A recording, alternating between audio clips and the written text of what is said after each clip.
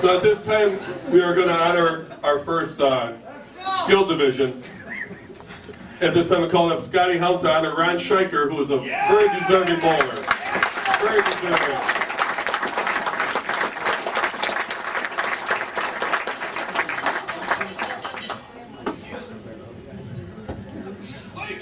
Hamster.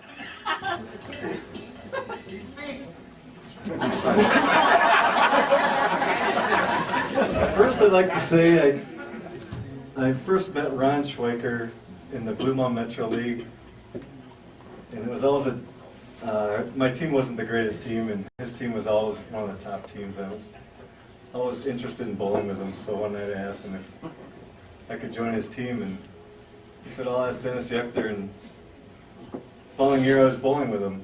It was an honor to bowl with Dennis Yechter, great bowler, and of course Ronnie. Everybody knows Ron. Ronnie, he's done a lot of great things in his career.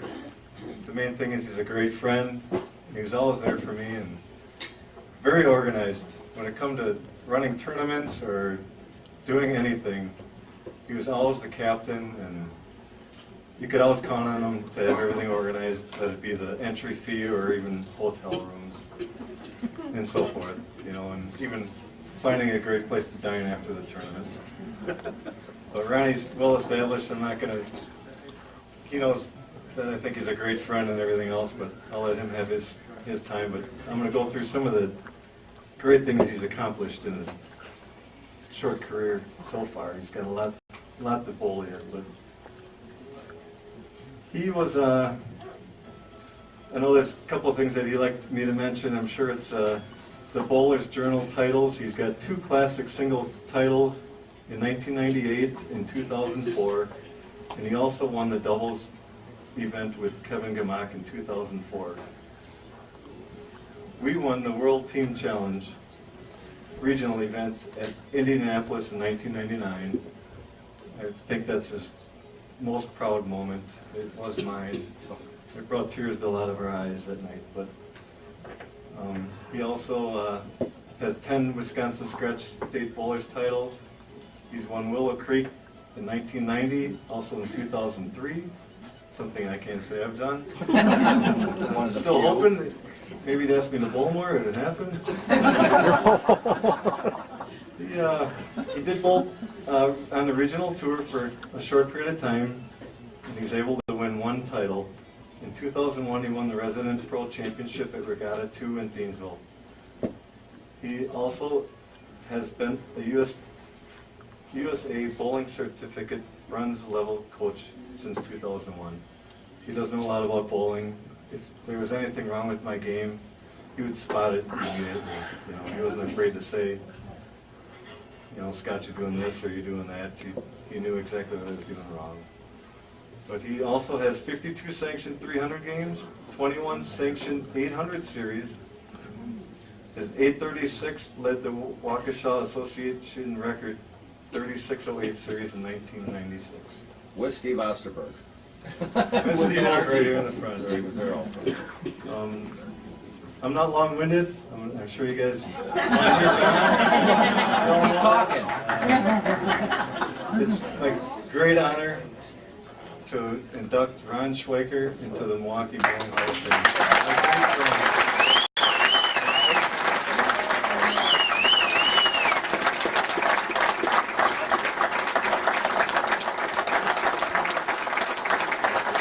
Whether you saw me on the range, you probably saw Ron certainly behind you. Yeah, behind you, you're funny.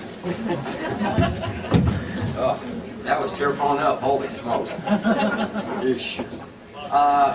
Thank you to the GMBA and all the honorable people that are here. To even be a part of this, moving here when I did, and never even thought I'd even be a bowler. And to stand here tonight with everyone is something to see everybody's face. It's almost so overwhelming. And congratulations to all the Hall of Fame members that are here. Greg, Roy, Gloria, even Marty I'll be talking about. And I hope everybody had a good time tonight eating. And I won't be super long-winded, but I have a few things I'd like to talk about. Thanks to Doug Schmidt for giving me a call saying that I was in. Thanks, Hank and Gus for not having my phone number. Thank you, Doug. There it is. What I'd like to do first of all is just introduce the people at my table. For starters, I'd like to introduce Roy and Rhonda Erickson. They've become very close friends of our family. She bowls with my mother. Roy puts up with a lot of her, and I do teach her, and she's becoming a very good student. My fiance, Heidi, and her son, Noah. We've known each other almost 3 years, and she's been a wonderful inspiration to me. And she doesn't know what she's getting involved with a bowler, but she's starting to learn. It's all good. It's good. Steve Osterberg. Scotty had mentioned a little something about a record we shot in Waukesha, and Steve's been with me since 1987. He's been a wonderful friend. We've been through an awful lot, and hopefully someday you'll be standing here too. Oh, you deserve it. My brother, Scott, and his wife, Julie. I can't say enough about him. My brother's a very established bowler, the way he is, and he's been such a huge support for me, my friends, my family. I think everybody knows him by the name of Fish. Julie, thank you. You got a little clap, Fish. Better than nothing. And Julie has just been yeah, it is better than nothing. Julie, you've been a wonderful inspiration. We love you dearly. You've been a great addition to our family, and thank you for the support. And the cookies. Does everybody remember the cookies? Guess what? She makes them. Yeah, Willow Creek. Yeah, Whoopsie. And my mother, last of all, Mary Jane. That's right, Mom! I think all of you have been adopted by her at one time. She's been through thick and thin from when I was a junior all the way up till to now.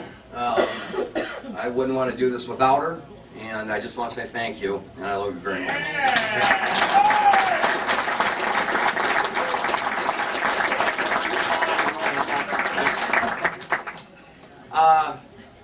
We moved here in 1980 from a small town in Kentucky, and had a very, very nasty southern accent, and getting ready to start high school, didn't know where I'd fit in. So I found out there was a golf course right down the street and a bowling alley, which I thought was Kuglichis. I couldn't pronounce it. It was not good. So I joined a junior league and got kind of good at it. Only averaged about 128, but started to get a little bit better. And once I got involved with their junior program, Ron Kuglich and his family over there kind of helped us out, and it was a very memorable experience to get going. Shortly after getting involved with the junior leagues, they came out with a wonderful thing called Bowling with the Junior Champs. Patty Ann was involved, I believe Hank Stoddard at the time, and it was such a thrill to be a part of something that all the big guys had, and we had something for the juniors. Well, I threw the ball extremely straight, very, very straight, and got very fortunate to lead the tournament. And when I made the show, I happened to run into Marty Bear. That's where my whole life in bowling changed. After leaving 4 or 5 pins and tripping out at 8-10 as my only strike, Marty decided to crush me by 50. Thank you, Marty. You got lucky. Oh. After that happened, I watched this video 500 times and said, what do I got to do to make myself better? I got sick of losing. You know, I saw him lose one after the other, and Dick Scherf, I think some of you might know, decided, Ronnie, you want to hook the ball a little more. So he cocks my hand this way and says, try throwing it like this.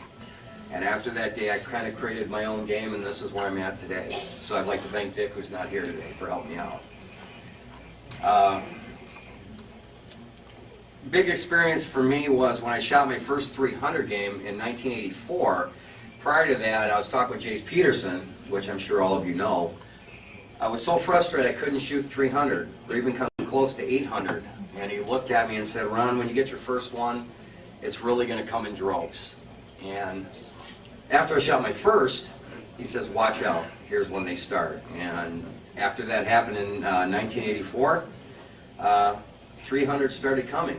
And he was right. With a lot of hard work and dedication, you can definitely get to that point and strive to be the best. And Jace always told me that. 1986, I started bowling my first nationals, which was in Las Vegas. That was quite an experience going to Las Vegas, being at 19, bowling with some great bowlers, Mike Mallison, who fell asleep at the pool for 3 hours and had third-degree burns. Dave Knacker, Dave Marlowe, names that you might not have heard for a while. Dave was a tremendous player, so was Knacker. And that's kind of how we got going to understand how important this tournament is. And I'm going on my 25th this year in Reno, can't wait. 1989, which if Natoli's listening, was probably our most eventful tournament in Wichita, because when we were flying out with Niall Konachek, Natoli, Boho, well, we were at Chicago Airport for about 9 hours. We fly into Wichita with only a few hours to bowl, and we get there, we don't have any equipment or any clothes. We had nothing. We all went to Kmart and we're shopping for like matching underwear and stuff. Fabulous. Yeah. Konachek rips his pants on the lanes. Eddie Klein falls down 4 times because he's wearing these shoes that look like little elf shoes. That's kind of a way to bond. I mean, 10 of us had an opportunity to win that event, and for us to draw through the way we did shows the friendship and the charisma that we all carry. And I'll never forget that with Joe, and I'm sure it's something that he'll never ever forget also. Scotty touched a little bit about when we bowled the Blue Mountain Metro, the Coolidge's top 14. All the players, and many are sitting here, that came from those leagues. It was such an honor to be able to come out of the junior leagues and to join all of you. To be accepted as a great bowler, I thank Dennis Schechter for taking me under his wing. Scotty knows the competition and the recognition, and hopefully we can get these leagues back. To have people come and say the Blue Mountain Metro, the new league here at Gary's Place, Classic Lanes, we want that again. We want people to be recognized, and that's where a lot of my bowling stems from, being around, such wonderful bowlers. Scotty Helm has probably been one of my biggest influences. We bowled a lot of tournaments together through thick and thin. Our tournament team grew into a bond and friendship, which means an awful lot when you're trying to succeed. The World Team Challenges were something that we pray someday I'll come back. If none of you have experienced it or have experienced it, it's team bowling at its finest. And that's what makes this so important and so wonderful, because everybody here is a team. So it's great to have everybody here together in that aspect. 2003 was kind of one of my proudest moments. My brother has been close so many times, and my mom and I and Mark Wickman, who's not here, got to see him shoot his first 300.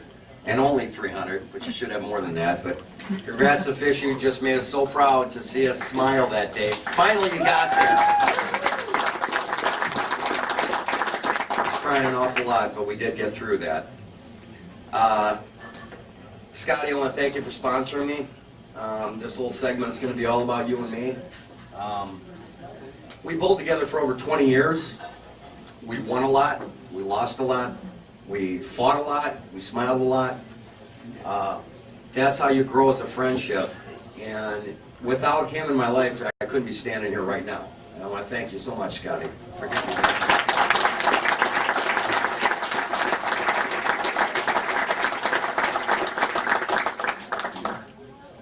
To kind of finish up a little bit where he mentioned about the PBA. The PBA was, in 2001 I came out, played on the PBA. One person who said I should have been out there a long time ago was Lenny Borsch. Got me out there, got accepted, had some very good success, and that's something really memorable, to be able to win on all levels, to see what the elite is all about. And again, congratulations to the Lins. I'm glad I could be a part of all your bowling and success throughout the years. I bowled with all of you forever. I'm a little tongue-tied, but I'm going to make this easy on you, Greg. I guess waiting for such a long time to be even able to stand in front of this mic with people I idolized, it really takes a lot for me to absorb it, to say, hey, I'm actually good enough to be here. And thanking to everybody that voted for me, all the people that aren't here that couldn't attend, all the wonderful names that I will be a part of the rest of my life, a part of the GMBA, and a Hall of Fame that nobody can take away from me. I want to thank all of you, okay? Thank you.